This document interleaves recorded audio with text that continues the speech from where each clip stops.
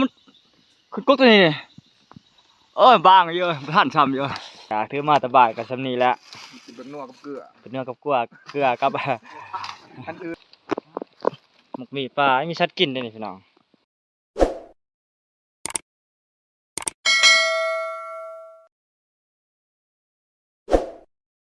กินลงหัว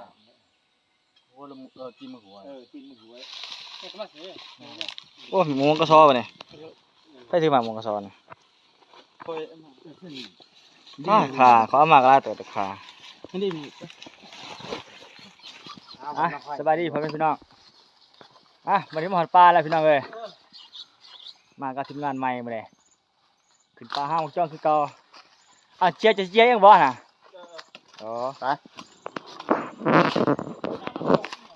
ไปพี่น้องเดี๋ยวเขาสิมาหอดปลาขึ้นปลาเลยได้พี่น้องมีแต่ปลาแต่ทีมงานเขา2 คนเลยเฮ็ดแคมป์ถ่าเขาก็จะขึ้นพูดเลยพี่น้องเลย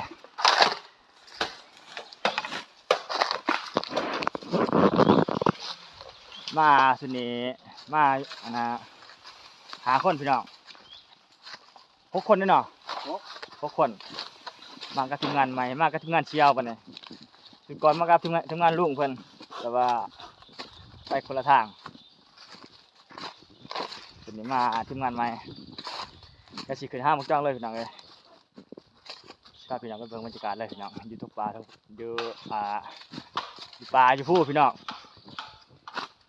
ขี่รถมากับพอดีครึ่งมือเมื่อยขนาดพี่น้องเลยมากระเชียวครับ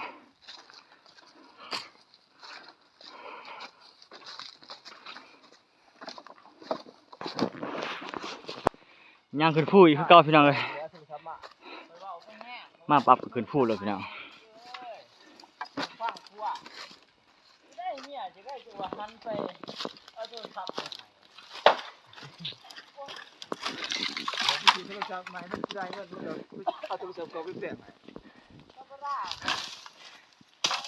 คิดนะหัวหน้าคน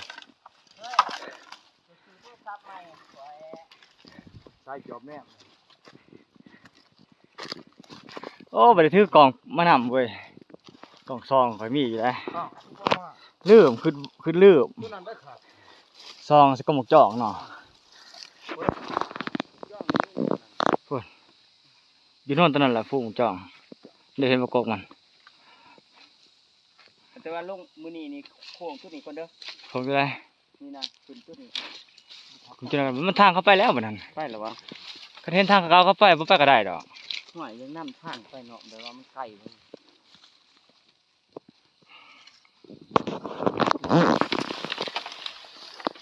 ก็ตึกนะฟูหมกจ่องอะไรพี่น้องแต่ว่าตัดทางไปใส่พี่น้องเลยแต่จะมีมากหรือเปล่าก็สิลอกไปเบิ่งหั่นแหละ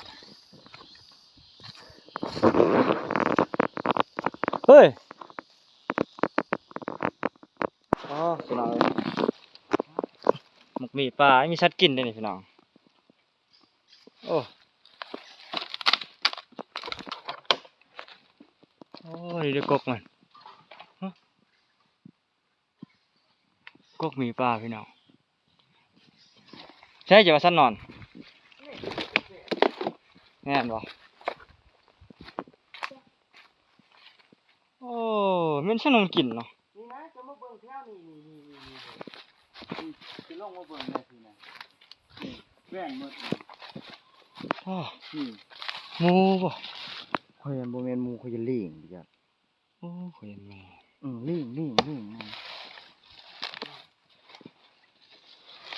ต้อขี่ควายมีขี่ควายแป้นลี่ได้เลยบอลชัดมันเด่นมันเก่งเหลืองไงเราก็ตัดยอดไว้กินพี่น้องเลยตัดมากินแรงกินแรงเนี่ยคนท่านก็ตัด4-5 ยอดเลยหมกจ่องกับพ่อพี่น้องยางมาว่าสิแม่นก็หมกจ่องกับบ่แม่น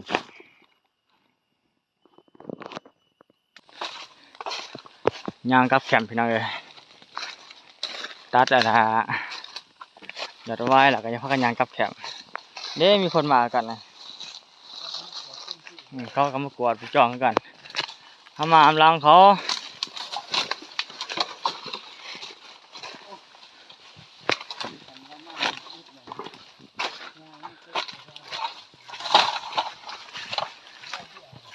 หยดไหว้กัน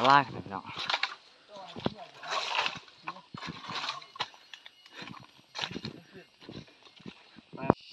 ตอนนี้พี่น้องเลยเกินเบิ่งหมูจ้องว่ามันสี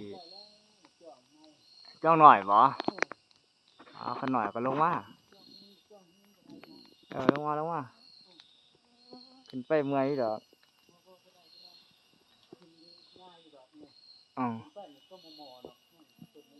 แม่นนะ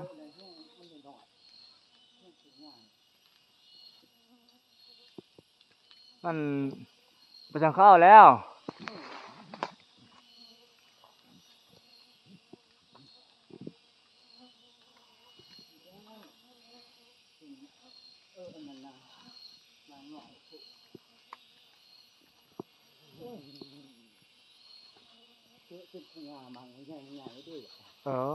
นั่นมันจะเกิดมาคุ้มลายเนาะมีแต่จ่องเนาะ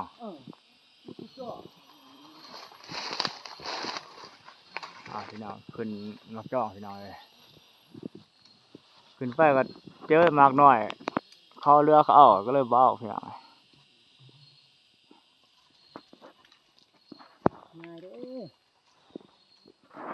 เข้าก่อนเนาะก็พอแล้วท่านคืออยู่นะคนมาระดับนี้ก็พอแล้วดีแล้วเข้ามาให้มันหายขอสงสัยจะนายมือแรกนอนมารับเลยฮะมันจะมาบุกมือให้ไปทางไมหรอกเนาะพุ่นแล้วกินน้ำเขาเลยตามมึงเขาถือหมกจ้องหน่อยหมกจ้องยีนพี่น้องเลยเขาขึ้นเอาแล้วแต่ว่ายังไม่ได้ใจก็เลยขึ้นไปเบิ่งอีกจำนวนน้อยหนึ่งมือเดี๋ยวว่ากันใหม่พี่น้องจิจะมีเช็คกี้เช็คกับแคมก่อนมันขึ้น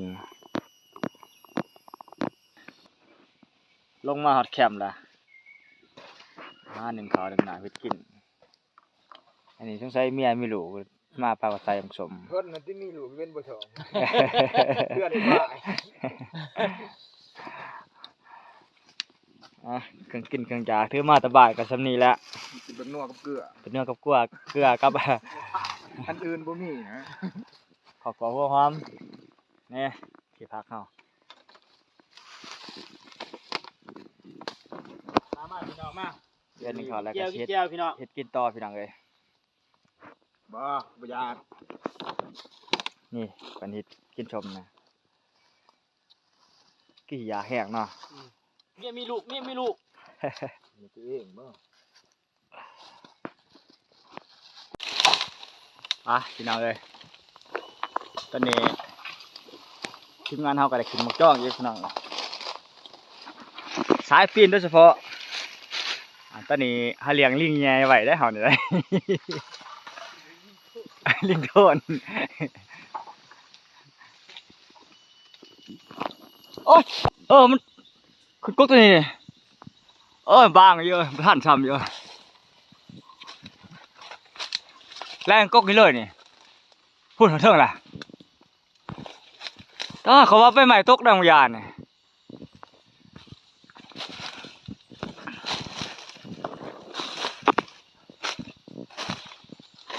จะได้ดีเยอะเดี๋ยวตัวเดียวต้มเยอะช่างต้มสนามคมขนาดนี้ก้นไม่ได้นอนขืนเนาะไม่ได้ก้ตัวได้ฮะขยันมันจับกกตัวนั้นจับกกตัวนี้นี่มีก้นบางกกตัวนี้กกกล้ายืดนั่นแหละมีบางละฮะมีด้านหนึ่งเดี๋ยวก้นตัวนี้มันออกมามันคือคนไทยมันออกมาใช่นี่กกตัวเห็นบ่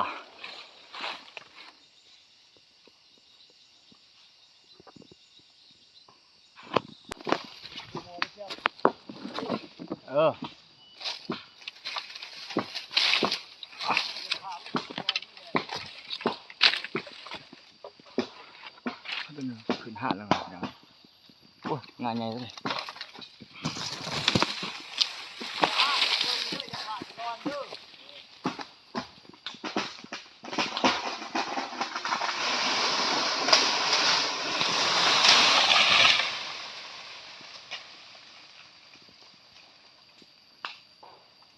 หางานหมกจ้องยังเลย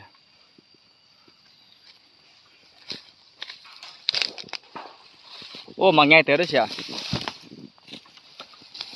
โอ้โอ้มา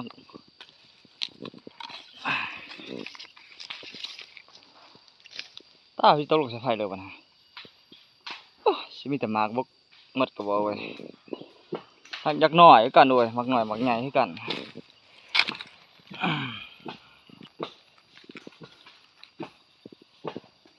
มันเป็นบลายมีแต่ใบ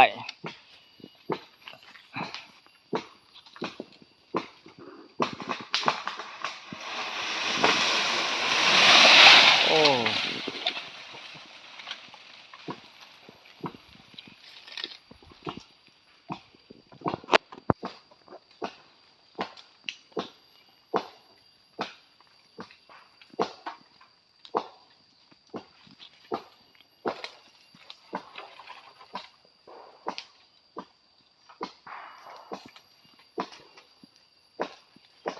โอ้เดี๋ยวช่องกกตอนนั้นก็ตัวนี้ก็มั่งว่างไปดิเนาะ